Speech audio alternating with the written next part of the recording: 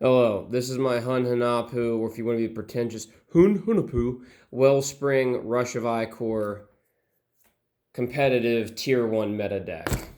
If at any point you're asking why I'm not playing certain cards or why I'm whatever, it's probably because I'm missing it, and after 6 or 7 boxes of it, I still don't have what I need completely, but this is more or less what a competitive form of this is going to be. You could easily win a tournament with this. I'm not going to sit here and waste your time and read everything. You can read stuff if you want to, and you can learn how to play on your own. So first off, because we're a yellow deck, we play 2 Stargazers. Stargazer needs banned. It does double duty in the Mayan deck. I put Hermes Lear on 1 because when it enters, all my champions get extra raid. You need a way to repeat it. His ability gets Mayans back from the graveyard, so you just run this into stuff and it dies. Same reason I decided to put Gohei on another one, because I don't have any more Hamayumis to deal 1 damage and stuff, so this is good enough. You can keep repeating it. Next, this is not a Mayan. Every single deck, and I mean every without question, because every once in a while you might have a deck that doesn't play Gunner. For example, I don't play Gunner in the Mayan deck. But you do play 2 Wheat Farmers. I put Fine Weapon on it. There's like maybe 1 of 3 things you can put on it that's actually really good, and this is one of them. Hamayumi is another one. Yeah. I run 2 Determined Contenders because he's a Mayan. I put Helm of Hades on 1. You can't interact with it for a turn. It's annoying. I put Quick Strike on the other one because it comes down early, and then if you play stuff, it can kill it with Quick Strike.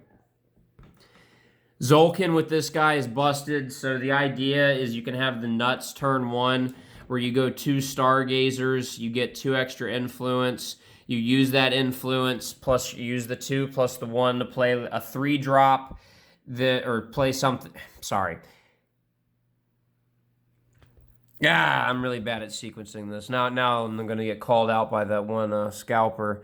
But essentially, you have the nuts with Stargazer in this guy. If allies you control have 2 or more mines, refresh 2. If you pay 1 and you get 2, that's +1. Your math teacher would be proud. So the problem with this game, people say, oh, you can put infusions on different things to make it have unique. No, it's like this is a solved thing. You put Zolkin on Industrious Farmer and nothing else. You don't put it on Determined Contender. You could, but this is a 2-1. It's going to be doing more attacking, so you want something like Helm of Hades or Quick Strike to blanket because it's better in combat. Wow, that was hard. Big Brain just solved it. I told you. I'm the master. On the other one, I put Kusanagi no Suguri. It strikes and stuns. You draw cards. It has 2 health. You don't want to put it on him because he usually hits something with 1 attack and dies. You get 2 hits. You draw 2 cards. It's pretty good. Fierce Spearman, the non-spirit. He's not a spirit. Imagine that. I put Tactician on it. Gives extra raid. I put Training, so if he attacks this turn, I'll draw a card at the end. It's to test out because he comes down early. He'll probably attack whatever they put down. I put the other Tactician on this one for more raid. Put Leadership, so when he attacks, instead of giving more raid, something else gets more attack. This should probably also have that, but I've opened so many boxes and just haven't pulled it. I put 2 Sumptuous Cacaos on Servant of the Sun because he's a warrior with an influence cost of 3 or less, and the Sumptuous Cacao is such a horribly designed infusion card, and there's nothing else worth putting it on or anything you really could put it on. For example, he's not a warrior. Let's look for the next warrior. This guy's a warrior, but he only has an infusion pip of 1. Understandable. You need at least 2 to put Cacao on. He's a cleric. That's a rogue. That's a warrior. He has 1. It's a warrior. He has 1. So yeah, you pretty much just put Sumptuous Cacao on whatever. And you can think to yourself, oh, well, there's restrictions with it. No, it's just a very bad card moving forward, design space-wise, because anytime they make a warrior with influence cost, well, anytime they make a warrior, they have to think, oh, well, you could put Cacao on it. Make it cost 4. If you look at all the warriors in the color purple especially, they're all really busted, and they would be even more busted with Cacao to the point that they all cost 4, and I'm pretty sure that's just because Cacao exists. They banned it on Ashigaru Gunner because there was nothing else worth putting it on because it made it a 3-4 raid for 3 that deals 1 damage on a raid. Cacao needs banned. If you don't agree, it's just because you don't like me and you're some salty Discord troll. Jaguar Priest. I put Ruler's Decree on it because he costs 2. He comes down for cheap, and he has 3 toughness. Anything that has Ruler's Decree on it is a target to be killed, so you want at least 3 health or higher. Put Heroic Soul in this one. I don't really like Heroic Soul because it's a death trigger, but he can sack himself on his own action, so you can force it out. Swift Messenger. There's about 3 or 4 good things you could put on it. Curious Relic is one. I just like Quick Strike because it attacks right away. Swift Quick Strike. You can usually draw 2 cards, kill something, maybe kill another thing. Put Winged Sandals on it because I just like the efficiency of being able to attack into a wheat farmer that does or doesn't have Fine Weapon and being able to raid within the same turn. I'd like to put Winged Sandals on something else, but the 3 pips makes it tough because a lot of Mayans only have 1 or 2. Play this because it's a Mayan. Used to be part of a busted combo. When it comes in, I can use Hunahpu's ability to return a Mayan from my graveyard to my hand for 2. So you want to act like I don't have good card depth and tech analysis. So any allied players may sack any number of champions and refresh influence. So what you do here is you have 1 or 2, let's just say optimally you have 2 Stargazers on the field. You sack him with his ability, you get 2 influence back. You have this one that's Hermes Lear.